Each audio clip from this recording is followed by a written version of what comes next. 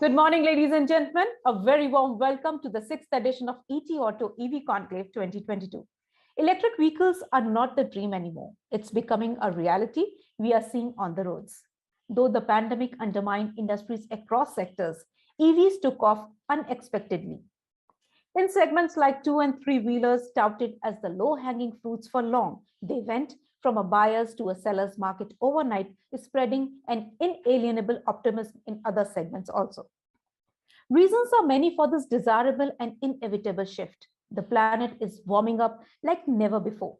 Curbing the present transport emissions, one of the major contributors to climate change, is indispensable to secure our future. Transition from combustion engine vehicles to EVs is the best option for that. Today, here at the ET Auto EV Conclave, we will capture the entire buzz in the market with the who's who of the industry, discussing and deliberating on a lot of issues over 2 days. The idea is to make sense of how EVs will help the transport sector achieve the ultimate goal of zero emissions, not only from the tailpipe. Ladies and gentlemen, you'll get a plethora of information to take with you and implement in your day-to-day businesses to take the next leap of growth. We would definitely like to know your views and comments, so tag us on social media and use the hashtag ETAutoEVC.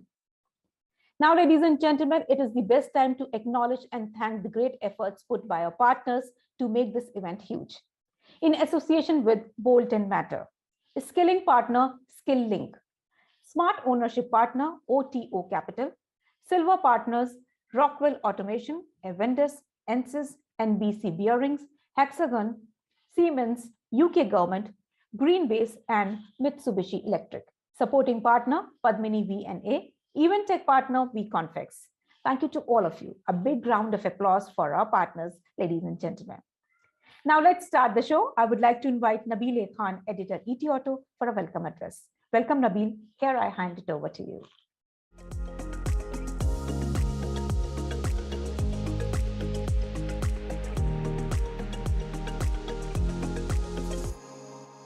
Thank you so much, Annie. Good morning, ladies and gentlemen. A very warm welcome to ET Auto EV Conclave. Hope you all are keeping well and safe. I'm Nabil A. Khan, editor etauto.com. Last year has been very exciting for EV. We have seen almost the industry has reached its inflection point when it comes to electric vehicles. Both industry stakeholders, state government and central government has played on the front foot when it comes to electric mobility. Over a dozen state governments have rolled out their state EV policy largely to encourage manufacturing of electric vehicles and also to increase or boost the demand for electric vehicles. While the government of India has also rolled out the much awaited production linked incentive scheme largely focusing on electric vehicle manufacturing. We have seen a large number of auto component manufacturers and automobile manufacturers have queued up or applied for the PLI scheme. We'll see many of them turning out to be positive. According to a research done by etauto.com in January, in the last 12 months, about 50 companies have proposed investment worth almost 1 lakh crore or about $13 billion in the automobile industry. Of this, about 50%, almost 50,000 crore is expected or proposed to be used in electric vehicle, be it on vehicle development or component or other kind of technology or electric mobility whole space. According to our research, the investment or the funding of EV tech startups in India hit its all-time high in 2021, reaching to the tune of almost $444 million, which is almost a year-on-year growth of about 250% compared to year 2020. This is even higher than the pre-COVID time when the startups in the EV tech raised a fund of about $390 million. The growth story in EV or the potential or the positivity around electric vehicle doesn't stop here. if you look at 2022 February sales number, about 24,000 ICE engine three-wheelers were delivered to the various dealerships, while at the same time in the same months almost equal number or 19,000 electric three-wheelers were registered according to the Vahan. That shows that almost 45% penetration of electric vehicles in three-wheeler space. We have seen a high number of electric two-wheelers are also being sold every month. If you talk about passenger vehicles, only Tata Motors sells about over 2,000 units every month when it comes to electric vehicle.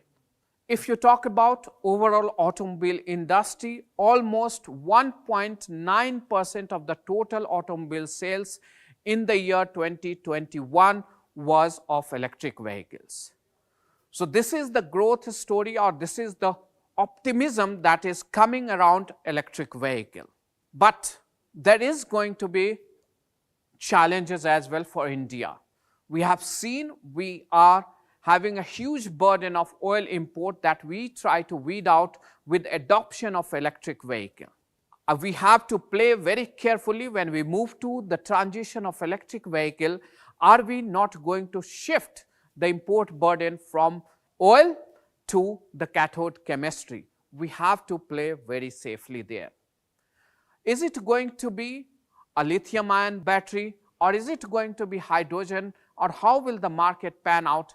That is yet another challenge that the Indian automobile industry is going to face. However, this also creates huge opportunity for the Indian manufacturer to explore or innovate new idea in the electric vehicle industry, which can put India on the global pedestal.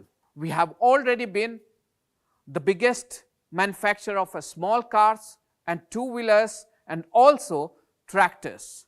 I hope the automobile industry gears up to prove its mettle on the global pedestal. The two-day forum on electric vehicle this year even expands its boundaries to the global level.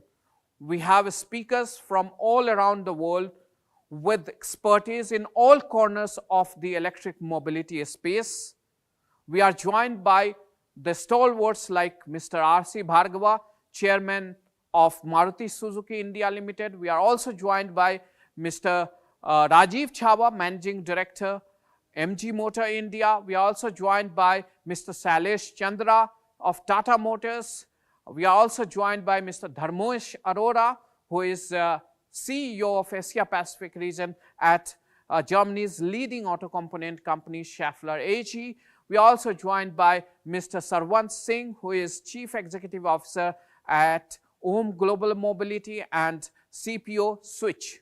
So these are some of the stalwarts in their respective fields who are going to join the discussion in the next 2 days. The core topic or the core area of concern that is hovering around the electric mobility industry is like managing the transition when it comes to supply chain.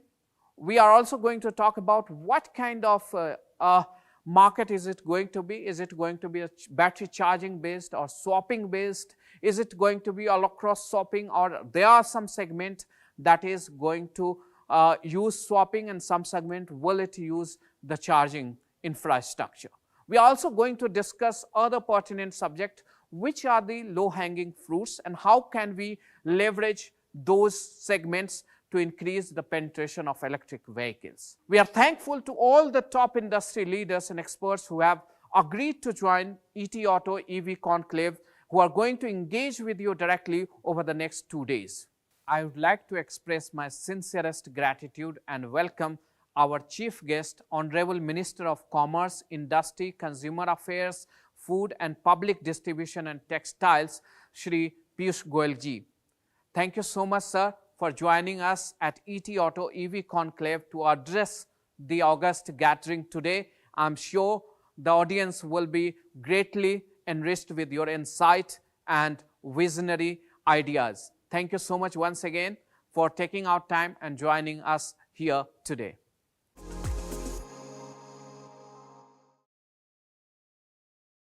Thank you, Nabil, for giving the overview. Ladies and gentlemen, feel free to drop your questions in the chat box. Our subject matter experts would love to answer your questions.